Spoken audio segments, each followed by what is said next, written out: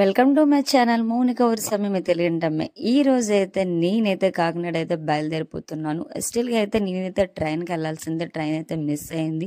Afternoon 2:30కి అయితే చాలా ఎండగా అయితే ఉంది. అయినా సరే అలా జర్నీ చేయాలని చెప్పేసి బస్కి అయితే వెళ్ళిపోతున్నాము. నేను మా వాళ్ళందని చెప్పేసి మా సిస్టర్, నా ఫ్రెండ్స్, వాళ్ళ పిల్లలు, తెలుసు కదా, పిల్లలతో వెళ్తే చాలా అల్లరిగా చాలా హడావిడిగా అయితే ఉంటుంది. ఇక్కడ కనిపిస్తున్న బస్సు అయితే ఇక్కడైతే కొంతసేపు అయితే బేక్ అయితే ఇచ్చారు. ఇక్కడ మనకు కావాల్సిన టీ, కాఫీ ఏం కావాలంటే అది స్నాక్స్ తీసుకొని మళ్ళీ మనం బస్సులోకి వెళ్ళేసి జర్నీ అయితే చేయొచ్చు. పిల్లలతో చాలా అల్లరిగా అయితే ఆడుకుంటున్నారు. చాలా సరదాగా అయితే జర్నీ అయితే చేసేస్తున్నారు. ఒకసారి చూసేయండి. హాయ్ చెప్పండి.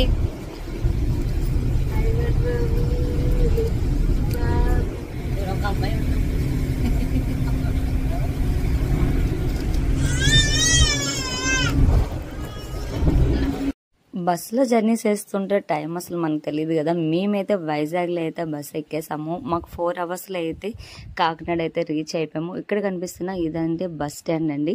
ఇక్కడైతే మనం ఎక్కడికి వెళ్ళాలనుకుంటే అక్కడ మనకు దగ్గరలో అయితే ఆటోస్ అయితే చాలా హెల్ప్ఫుల్గా ఉంటుంది. మా వాళ్ళైతే ఎప్పుడైతే దిగిపోయిన వెంటనే ఫుడ్ ఏదైనా తినేయాలని చెప్పేసి రీచ్ అయిపోవాలని చెప్పేసి ఇక్కడైతే ఆటోస్ అయితే బేరం ఆడేస్తున్నారు. ఇక్కడ మా అక్కగారు అయితే మేము పిల్లలతో ఉన్నాము, ఎంత ఛార్జెస్ చేస్తారని చెప్పేసి అడిగారు. ఇక్కడ ఫేమస్ హోటల్ లేదని చెప్పారు.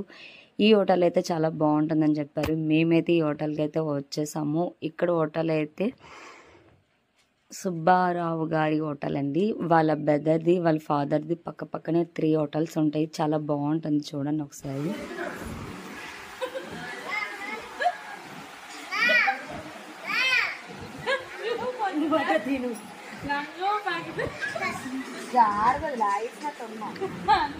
మా వాళ్ళు అయితే ఫుడ్ తింటూ చాలా నవ్వేస్తున్నారు. ఎందుకని చెప్పేసి అంటే ఇక్కడైతే బోర్లు అయితే చాలా ఫేమస్గా చాలా బాగుంది ఈ హోటల్లో అయితే.